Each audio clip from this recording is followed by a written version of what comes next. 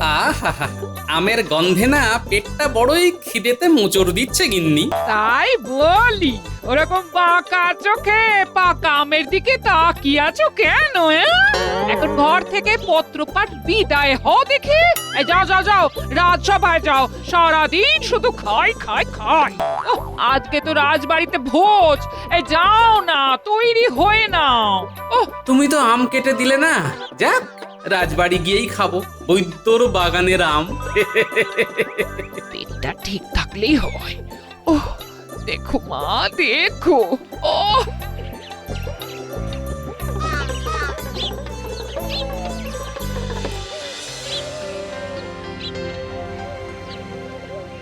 প্রতি বছরের মতো এই বছরও আপনাদের মহারাজ তার সভাসদদের কাজের প্রতি সন্তুষ্ট হয়ে একটি ভোজসভার আয়োজন করেছেন।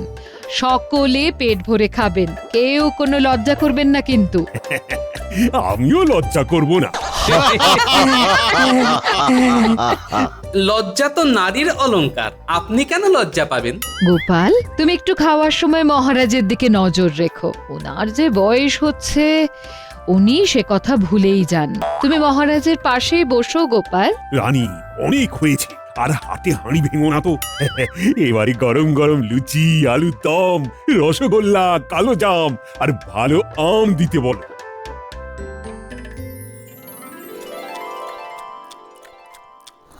রানীমা, আপনি কখন খেতে বসবেন? আমাদের তো খাওয়া প্রায় হয়েই এলো। আজকের দিনে আমি সবার শেষে খাবো। তোমাদের রানীমাও আমার মতোই তোমাদের ভীষণ ভালোবাসেন। সকলের পেট ভরেছে তো, আবারও বলছি, কেউ লজ্জা পাবেন না। জব্বর খেলাম। বেশ বেশ, এবারে আসছে রাজবৈদ্যর বাগানের আম। ধন্যবাদ বৈদ্য মশাই। আমাকে লজ্জা দেবেন না রানীমা। তা মহারাজ, আপনার বাগানের আম আমরা কবে খাবো? আপাতত বৈদ্যর বাগানের আম খাও, তবে হ্যাঁ, আমার বাগানের আমগুলো পাড়ার ব্যবস্থা করতে হবে। মহারাজ, আপনি আম পাড়ার দায়িত্বটা আবার মন্ত্রী মশাইকে দেবেন না। তাহলে কিন্তু একটা আমও আপনি পাবেন না, সব উনি বেচে দেবেন। আমি বেচলে তো তাও সেটা তো বাজার মারফত সাধারণ মানুষের পেটে যাবে, আর তুমি আম বাগানে গেলে তো সব আম তোমার একার পেটেই চলে যাবে গোপাল। আচ্ছা আচ্ছা, হয়েছে হয়েছে, থামো তো সবাই, এবার চলো মন ভরে সবাই বৈদ্যর বাগানের আম খাই। কে আছো? আম নিয়ে এসো।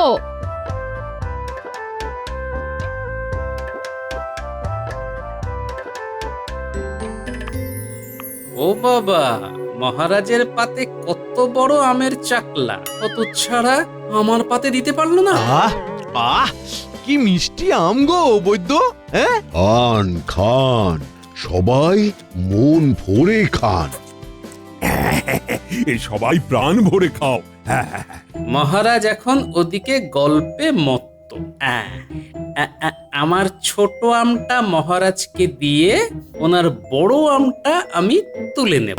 আমগুলো সব খেতে লাগছে চিনির মতো মিষ্টি।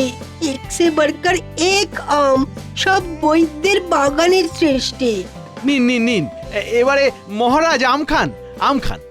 আমটা আমায় অদল বদল করতেই হবে।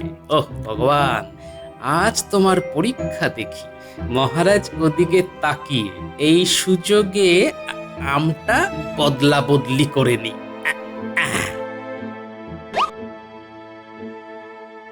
কি হ্যাঁ, গোপাল আম চুরি করে নিচ্ছে, তাও আবার মহারাজের পথ থেকে। দাঁড়াও দাঁড়াও, এবার গোপাল তোমাকে আমি দেখাচ্ছি, দাঁড়াও। আহ আহ, বেশ, হ্যাঁ, ভালোই মিষ্টি আম। তাহলে সবাই এখন যে যার বাড়ি গিয়ে ভাত ঘুম দাও। মহারাজ, আপনার পাত থেকে বড় আমটা গোপাল চুরি করলো, বুঝতে পারলেন না? গোপাল চোর? আগে আম চোর। আমচোর? তাহলে মন্ত্রী কি আমায় দেখে ফেললো নাকি? এই সেরেছে, তাই হবে। ও ভগবান, তুমি আমাকে পথও দেখালে আবার ফাঁসিও দিলে। এ কেমন লীলা তোমার! গোপাল আবার কখন আম চুরি করে? এ আমি তো নিজের পা থেকেই আম খেলাম। একটু আগেই আপনি কথা বলতে ব্যস্ত ছিলেন, সেই সুযোগে আপনার আমের বড় টুকরো চাকলাটা সরিয়েছে। কিন্তু আমার আমের চাকলাটা তো ছোট ছিল। সেটা তো গোপালের হাতের খেলের জন্য হয়েছে মহারাজ। সে নিজের পাতের আমের ছোট টুকরোটা আপনার পাতে রেখে আপনার পাতের বড় টুকরোটা নিজে নিয়ে নিয়েছে। সে কি? গোপাল, এসব কি শুনছি? বুকের পাটা থাকলে স্বীকার করো গোপাল। আগে মহারাজ, হ্যাঁ মন্ত্রী মশাই ঠিকই বলছেন, তবে এই ঘটনাটাকে ওই চুরি করা বলে না, বদলা বদলি বলে মহারাজ। চলুন হাত ধুয়ে রাজসভায় গিয়ে আলোচনা করি। হ্যাঁ হ্যাঁ হ্যাঁ, চলো চলো চলো। চোরের মায়ের বড় গলা। তা তুমি হুট করে এমন কাজ করলে কেন গোপাল? আম পেলে আমি শুধু বদলা বদলি নয়, অনেক কিছু করে দেখিয়ে দিতে পারতাম। আমার এতগুলো আম বাগান, আমি কিছু করতে পারলাম না, শুধু এই কবচ হয়ে আম খেয়ে গেলাম। আর তুমি কি না? আমার যদি আপনার মতো আমের বাগান থাকতো তাহলে দেখিয়ে দিতাম আপনার থেকেও কিভাবে আরো ধনী হওয়া যায়। এই, তুমি কি আমার সাথে বাজি ধরবে নাকি গোপাল? আমারই আমের বাগান নিয়ে আমার থেকেও আরো বেশি ধনী হওয়ার বাজি ধরতে চাইছো? হ্যাঁ, ধরতেই পারি কি হিম্মত! মহারাজ, আমি বাজি ধরতে রাজি। আপনি আমায় শুধু আপনার আমের কখানা বাগান দিন, দেখবেন আমি আপনার থেকেও অনেক বেশি বিত্তবান হয়ে গেছি। কি এত বড় কথা? ও মন্ত্রী, কি করব বলো তো? মহারাজ, গোপাল 7 জন্মেও আমের বাগান নিয়ে আপনার থেকে ধনী হতে পারবে না। ও খালি আম চুরি করতেই পারে। তাহলে বাজি ধরতেই পারি, কি বলো মন্ত্রী? আমি বলছি, চোখ কান বুঝে বাজি লড়ুন মহারাজ, চোখ কান বুঝে। বেশ গোপাল, আমি বাজি ধরছি। আর আমার একটা প্রাথমিক শর্ত আছে, যেটা সকলের সামনে আমি একদম আম বাগানে গিয়ে বলবো। চলো সবাই আম বাগানে চলো।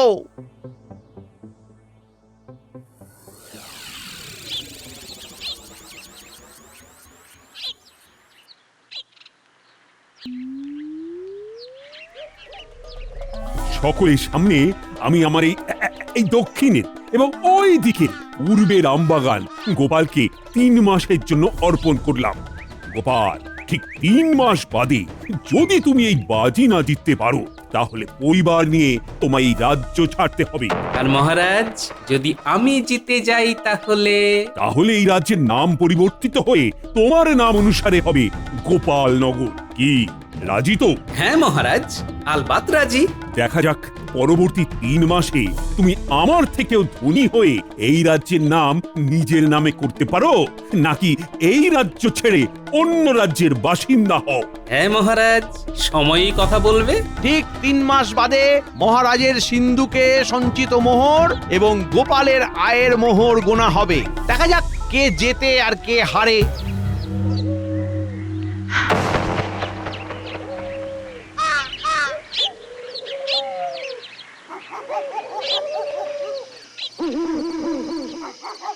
গিন্নি, ও গিন্নি, বাজি তো ধরে নিলাম, জিতবো তো?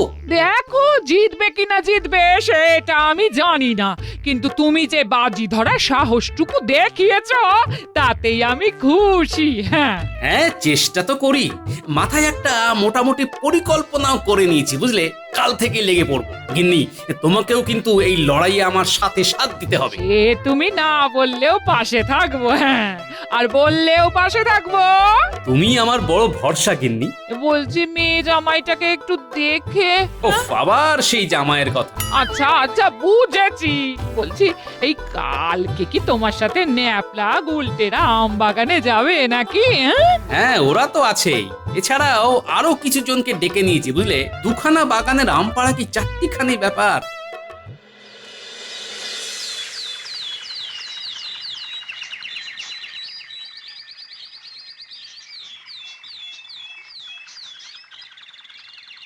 দাদু, ও দিদা, দরজা খোলো। আমরা এসে গেছি।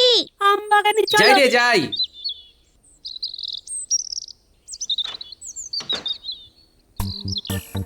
দাদু, তোমার কথা মতো আমাদের সবার জন্যই আম পাড়ার আঁকশি দেওয়া লাঠি এনেছি।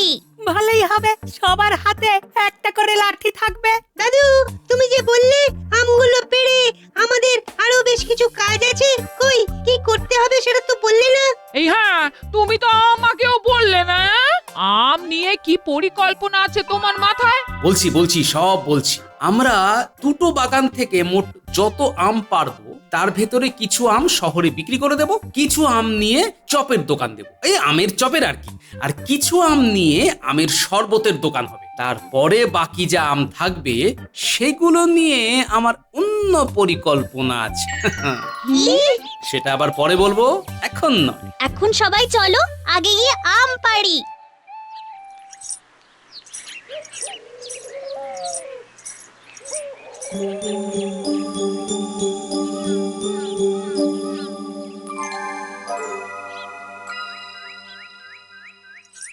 কি মহারাজ, সকাল হতে না হতে মুখ এত গম্ভীর কেন?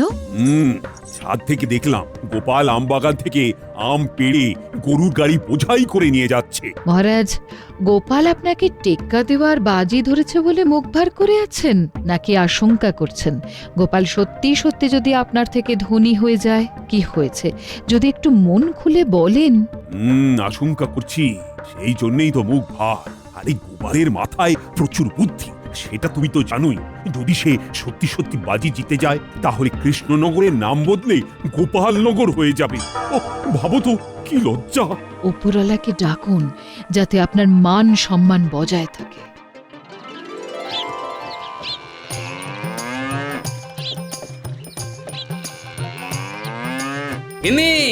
গিন্নি, মাত্র 8 গাড়ি বোঝাই আম এনেছি, একটু ধুয়ে দাও না। মা, বাবা, টুকি, আমি আপনাদের বাড়িতে একটু ঢুকি। এই কে রে? গলাটা খুব চেনা চেনা লাগছে। মা, আমরা। ওহো মা, আয় আয় আয়, এসো এসো বাবা জীবন, এসো। আয় মা, আয়। উফ, ভালো আছেন বাবা? একটু আগে পর্যন্ত ভালোই ছিলাম বাবা, কিন্তু এখন অসুস্থ বোধ করছি বাবা। অসুস্থ লাগছে? ভগবানকে ডাকুন, কার যে কখন কি হয়। মনে হচ্ছে ঠিক সময়ে এসেছি। কি বললে? আর তোমরা এখন এইখানে? কি ব্যাপার? হাওয়া বদল করতে চলে এলাম টুকুস করে। কদিন থেকে তারপর যাব বাবা। দেখো তোমার কদিন যাতে আবার বেশি দিন না হয়। বাবা, এই দালানে ভর্তি আম যে, কি ব্যাপার? আমি কি একটু খাবো? না বাবা, এইগুলো খাওয়ার জন্য নয়। বাবা, একটু বলো না কি হয়েছে? আসলে মা, আমি মহারাজের সাথে বাজি ধরেছি, বুঝলি। বলেছি ওনার থেকেও ধনী হওয়ার ক্ষমতা আমার আছে। বলেছি ওনার বাগানের আম নিয়েই আমি আমার ক্ষমতায় অনেক কিছু করে ওনাকে ধনী হয়ে দেখাবো। ও বুঝেছি, তা এগুলো ওনার বাগানেরই আম, তাই তো? হ্যাঁ মা, এই আমগুলো নিয়ে কিছু শহরে বিক্রি করব, কিছু আম নিয়ে শরবতের দোকান দেব, আর কিছু আম নিয়ে আমের চপের দোকান খুলব। তারপর অবশিষ্ট আমগুলো দিয়ে আম তেল, আমের আচার, আম সত্ত্ব। বাবা, এইগুলো করতে অনেক লোক লাগবে তো। তারপর 1-2 দিন অন্তর অন্তর আরো আম নিশ্চয়ই আসবে। হ্যাঁ মা, আম তো আসতেই থাকবে, তারপর ঝাড়াই বাছাই ধোয়ার ব্যাপারও আছে। এদিকে অত লোকও নেই, কি যে হবে তাই ভাবছি, বুঝলি। কিচ্ছু ভেবো না বাবা, আমি আছি, তোমার জামাই আছে, ও সব আম ধোয়া বাছা করে দেবে। আমি এখন আম ধোবো? শুধু আম ধোয়া নয়, অনেক কাজই করতে হবে, চলো। যাক, ভগবান মুখ তুলে চেয়েছেন।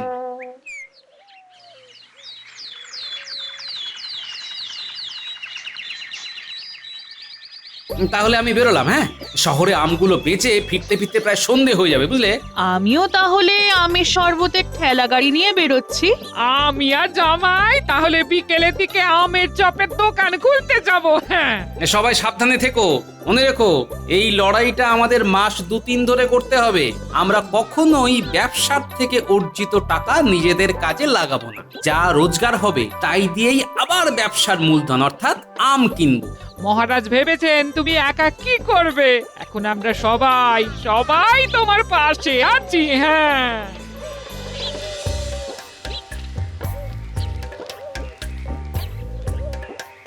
কাঁচা আমের মিঠা শরবত, 1 ঘটি 1 মোহর। কি দারুণ চপের গন্ধ, খেতে ইচ্ছে করছে। রসে ভরা দারুণ আম 5 মোহরে 1 সের।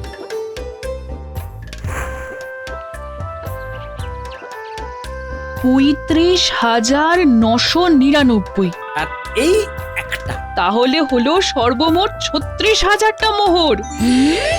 আমি ভাবতেই পারছি না গো। বাবা, ১.৫ মাসের মধ্যে এই, তাও আবার 2খানা আম বাগান নিয়ে। কষ্টের ফল। হ্যাঁ, আমি ভাবছি আরো 2খানা আম বাগান কিনে নিই, বুঝলে? বর্ষাকাল আসছে, এইবারেই তো আসল খেলা শুরু হবে। হ্যাঁ হ্যাঁ বাবা, কিনে নাও। আমি তাহলে ভালো আমের চপ ভেজেছি বলুন। হ্যাঁ বাবা, তুমি আমের চপ ভাজায় দক্ষতা অর্জন করেছো।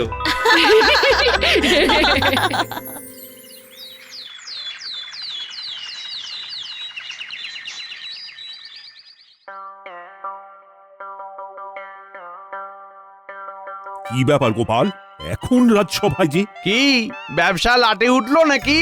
আগে না মন্ত্রী মশাই, মহারাজ, আমি আপনার থেকে 2খানা আম বাগান কিনতে চাই। কি? আম বাগান কিনবে? হ্যাঁ। এত সমৃদ্ধি হয়েছে তোমার।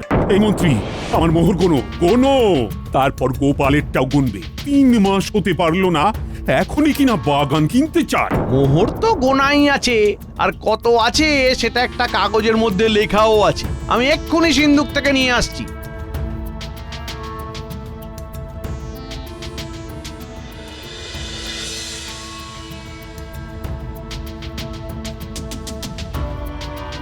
মহারাজ, আপনার সর্বমোট ৩৬,৫০০। এবারে গোপালেরটা দেখো। আমি হিসেব করেই রেখেছি মহারাজ, এত মোহর আনতে পারিনি। তা তোমার হিসেবে কত হয়েছে শুনি? মোট 36,000 আছে। কি ব্যাপার গোপাল? 500 মোহরে আমি এখনো এগিয়ে আছি। তুমি কখনোই আমায় টেক্কা দিতে পারবে না। যাও যাও, আমি আর আম বাগান দেব না। ভেবে দেখুন মহারাজ, এখনো 3 মাস হয়নি, তাতেই আমি আপনার ঘাড়ে নিঃশ্বাস ফেলছি। যাকগে, আসি। আমার বরাদ্দ 3 মাস শেষ হলেই না হয় দেখা হবে মহারাজ।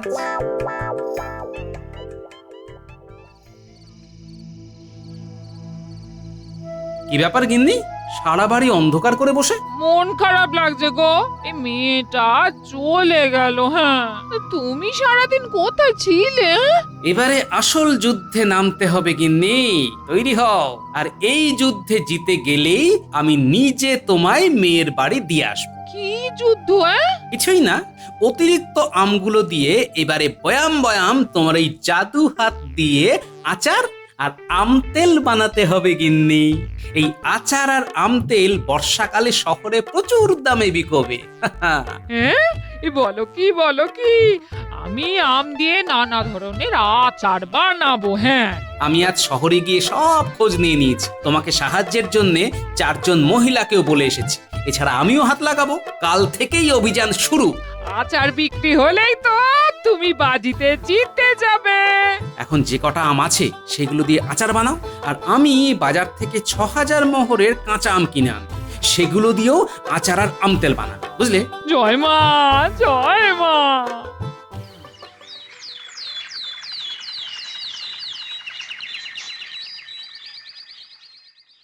কি ব্যাপার, গোপালের মুখে এত হাসি যে? আগে বিজয়ের হাসি। গোপাল, এত স্পর্ধা, এত আত্মবিশ্বাস ভালো নয়। মাঝে মাঝে আত্মবিশ্বাসটা প্রকাশ্যে আনা ভালো মহারাজ। গোনা শুরু করো খাজাঞ্চি, আগে আমারটা করো। জোরে জোরে গুনবে। আই মন্ত্রী, তুমি খেয়াল রাখো। 1 2 3 50,000। মহারাজের সর্বমোট 50,000 মোহর। এবারে গোপালেরটা গুনো। চিন্তা নেই খাজাঞ্চি, চিন্তা নেই। তোমায় 50,000 অবধি এবার গুনতে হবে না।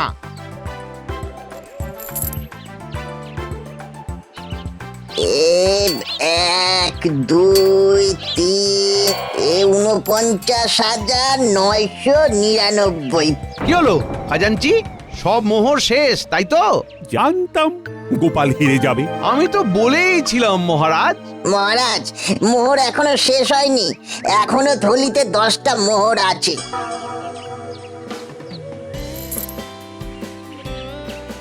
মানে গোপাল দাদা সর্বমোট 50,000 9খানা মোহর।